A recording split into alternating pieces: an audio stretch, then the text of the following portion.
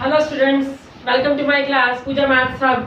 Students, अब हम करेंगे एक्सरसाइज 2.2 चैप्टर 2 की जो रिलेशन एंड फंक्शन है क्लास 11th एनसीईआरटी का question number 4 and question number 5। Question number 4 है स्टूडेंट्स, हमें एक डायग्राम गिवन है 5 corresponding to 3, 6 corresponding to 4 and 7 corresponding to 5. We have to write in set builder form, roster form and domain and range. तो सबसे पहले हमें एक relation given है P और Q, दो सेट्स गिवन है। तो हमारे पास सबसे पहले सॉल्यूशन में आप ध्यान से देखना, एक P सेट लो। P सेट क्या है? 5, 6 and 7। एक Q सेट लिया in which 3, 4 and 5। स्टूडेंट्स ध्यान से देखो, इसमें P के सभी एलिमेंट्स Q के सभी एलिमेंट्स से दो ज्यादा है। यहाँ पर अगर 3 है तो यहाँ पर 5 है, 2 मोर देन। यहाँ पर 4 तो यहाँ पर 6 है, 2 मोर देन। यहाँ पर 5 है तो यहाँ पर 7 है, 2 मोर देन। ठीक है, तो अब हमें इसको अगर सेट बिल्डर फॉर्म में लिखना तो हम कैसे लिखेंगे स्टूडेंट्स? ध्यान से देखना, R इज इक्वल टू मतलब रिलेशन है बिटवीन ऑर्डर्ड पेयर की X एंड Y। अब ऑर्डर्ड पेयर की क्या रिलेशन है, पहले इसको रोस्टर फॉर्म में लिखें। इसका रोस्टर फॉर्म देखो क्या होगा। इसका रोस्टर फॉर्म होगा 5 के साथ 3, रिलेशन में ये रोस्टर फॉर्म आएगी। 5 के साथ क्या आएगा? 3, 6 के साथ क्या आएगा? 4 एंड 7 के साथ क्या आएगा? 5। ओके, रोस्टर फॉर्म हो गई। रोस्टर फॉर्म में हमने देखा है कि जो x जो y एलिमेंट है, y जो सेकंड पोजीशन पर है वो x से 2 कम है। मतलब y जो है सभी y, ये y के जो एलिमेंट है वो किसके इक्वल है? जितने भी x के एलिमेंट है उससे 2 कम, यही है ना। तो हम एक रिलेशन फाइंड आउट कर सकते हैं कि y is equal to x minus 2। Where x कहां से लिए हमने? x कहां से लिए हमने? 5, 6, 7। x हमारे पास है P से और y जो है वो कहां से है हमारे पास? Q। तो ये हमारे पास क्या बन गई? Set builder form. Okay students, ये हमारे पास क्या बन गई? Roster form. उसके बाद हमने क्या बतानी है? Domain and range. डोमेन क्या होती है? हैविंग फर्स्ट पोजीशन क्या आएगा? 5, 6 and 7 and range will be having second position 3, 4 and 5।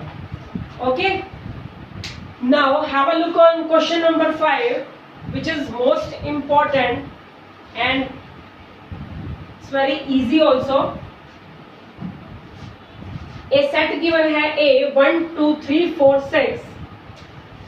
बहुत इंपॉर्टेंट क्वेश्चन है, इसको ध्यान से समझना। 1, 2, 3, 4, 6 आपको एक ही सेट गिवन है, एक रिलेशन गिवन है आपको। रिलेशन जो है वो क्या है? A और B की, A एंड B की।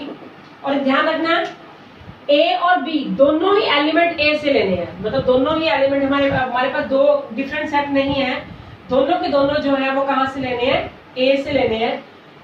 ध्यान से देखना, B is exactly divisible by A। मतलब जो सेकंड एलिमेंट है, ध्यान से सुनो, B मतलब सेकंड एलिमेंट इज एग्जैक्टली मतलब exactly, remainder will be 0, divisible by A। तो कुछ इस तरह से रिलेशन बनेगी है कि B जो है वो डिविजिबल होना चाहिए किससे? A से। वेयर A और B कहां से लेने हैं? दोनों A से लेने हैं, दोनों A से लेंगे। मतलब हम जितने भी रिलेशन बनाएंगे हम सारे के सारे एलिमेंट वो लेने हैं जो एग्जैक्टली डिविजिबल बाय हैं A से। स्टूडेंट्स, मैं सारे लिख देती हूँ। जितने भी हमारे पास ऑर्डर पेयर बनते हैं इस A के साथ, इस A को A से जब मल्टीप्लाई करेंगे तो ऑर्डर पेयर बनते हैं ना, कार्टेशियन प्रोडक्ट। तो पहले 1 को 1 के साथ लो, 1 को 1 के साथ। देखो ध्यान से, अगर पहले हम इस 1 को सभी के साथ लेंगे, फिर 2 को सभी के साथ, फिर 3 को सभी के साथ, ऐसे। पहले हमने 1 को 1 के साथ लिया।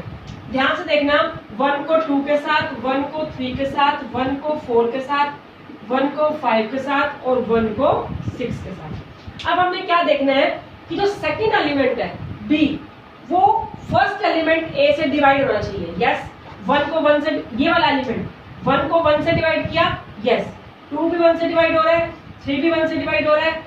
ऑल आर डिविजिबल, 5 1 से, 6 1 से। Now turn goes to 2। अब अगर मैं सभी लिखती हूँ, 2 को सभी के साथ लिखती हूँ, 2 के साथ 1 को लिखा, फिर 2 के साथ 2 को लिखा, 2 को खुद के साथ भी लिखेंगे, फिर 2 को 3 के साथ, 2 को 4 के साथ, 2 को 5 के साथ, 2 को 6 के साथ। अब देखो ये क्या, ये सभी लेने हैं। हमने क्या दिखाना है कि जो सेकंड एलिमेंट है वो फर्स्ट से डिविजिबल होना चाहिए। तो क्या 1 2 से डिविजिबल है? नो, तो हम ये नहीं ले सकते। 2 is divisible bye 2, yes it is. 3 is not divisible by 2। हमें सेकंड एलिमेंट देखना है, फर्स्ट नहीं देखना। सेकंड एलिमेंट फर्स्ट से डिविजिबल होना चाहिए, तो it's not. Yes, 4 is divisible bye 2, again 2 is not. 6 is divisible bye 2। ठीक है, तो इसका मतलब हम ये वाले एलिमेंट नहीं ले सकते। ओके, नाउ अगेन 3 को 1 के साथ लो। देखो 3 को 1 के साथ लोगे, अगर हम 3 को 1 के साथ लें तो 1 इज नॉट डिविजिबल बाय 3। ऐसे ही 3 को 2 के साथ लिया, नॉट डिविजिबल बाय 3। अब 3 को 3 के साथ लेंगे क्योंकि ये इसको डिविजिबल करेगा। फिर जब 3 को 4 के साथ लिया तो नॉट डिविजिबल, फिर 3 को 6 के साथ लिया, yes 6 is divisible by 3। Now turn goes to 4। Now 4 1, no, 4 2, again no क्योंकि 2 इज नॉट डिविजिबल बाय 4। ठीक है, फिर 4 को 3 के साथ लिया, 4 को 4 के साथ और 4 को 6 के साथ। तो देखो कौन सा इसमें डिविजिबल हो रहा है? ये भी नहीं हो रहा, ये भी नहीं हो रहा, ये भी नहीं हो रहा, सिर्फ 4 4 हो रहा है। ओके स्टूडेंट्स, ऐसे ही 6 के लेंगे तो क्या आएंगे? 6 को 1 के साथ नहीं लेना, 6 को 2 के साथ नहीं लेना, क्योंकि ये 6 तो डिवाइड हो रहा है 2 से, बट 2 तो डिवाइड नहीं हो रहा ना 6 से। ऐसे ही 6 को 3 के साथ भी नहीं लेना, 6 को 6 के साथ लेना है बस। ओके, तो these all are the ordered pairs. समझ आ गया कि जो सेकंड एलिमेंट है वो फर्स्ट से डिविजिबल होना चाहिए। तो अब हमें इसको रोस्टर फॉर्म में लिखना है। रोस्टर फॉर्म में लिख दी, collection of all these ordered pairs is said to be roster form.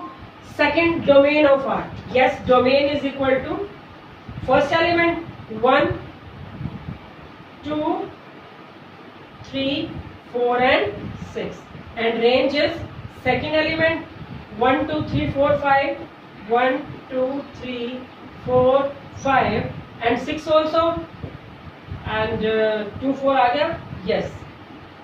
Okay students, ध्यान से करो। if you have any problem you can send me your problem in comment box।